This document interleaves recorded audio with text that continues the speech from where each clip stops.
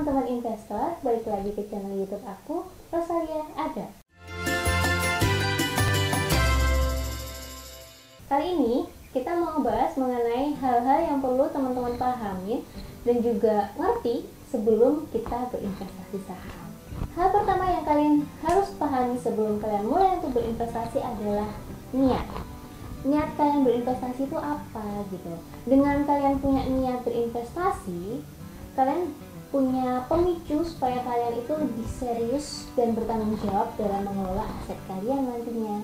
Selanjutnya yang perlu kalian pahami adalah memahami produk investasi. Kalian bisa cari tahu sumber-sumber dari buku, dari internet, dari majalah, atau dari manapun sumbernya, supaya kalian itu tahu produk apa yang mau kalian investasikan, lalu resikonya seperti apa, lalu returnnya berapa. Jadi teman-teman harus tahu soal itu. Selanjutnya, hal yang perlu kalian pahami sebelum kalian berinvestasi adalah keuntungan dari produk yang kalian investasikan. Misalnya di saham, itu ada dua keuntungan di saham yang bisa kalian dapatkan. Yang pertama ada capital gain, yang kedua ada dividen. Capital gain tentu akan kalian dapatkan ketika kalian jual saham tersebut, sedangkan dividen itu akan kalian dapatkan setiap periode ketika perusahaan membagikan sisa keuntungan laba perusahaan. Apa sih sebenarnya yang teman-teman mau capai ketika teman-teman berinvestasi? Ini menyangkut tentang tujuan investasi teman-teman, tidak hanya di saham tapi juga di investasi lainnya.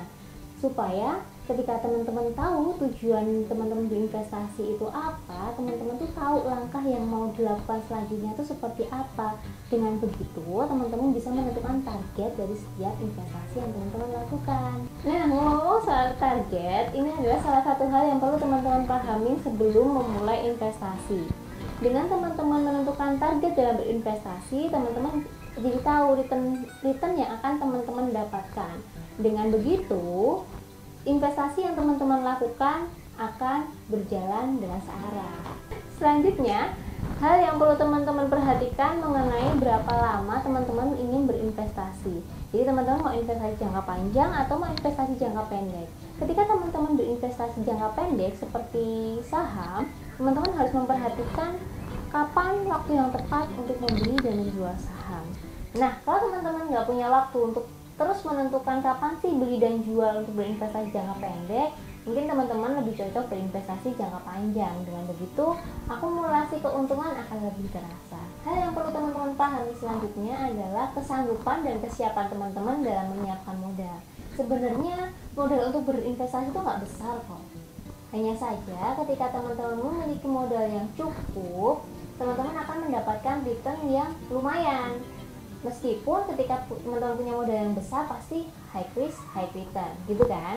Dan pastikan teman-teman berinvestasi dengan dana tenang supaya teman-teman tidak tergesa-gesa untuk merealisasikan hasil investasi.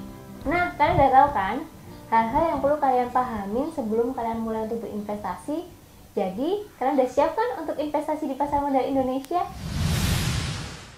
Jangan lupa subscribe dan nyalakan notifikasi supaya kalian gak ketinggalan episode-episode baru di channel aku.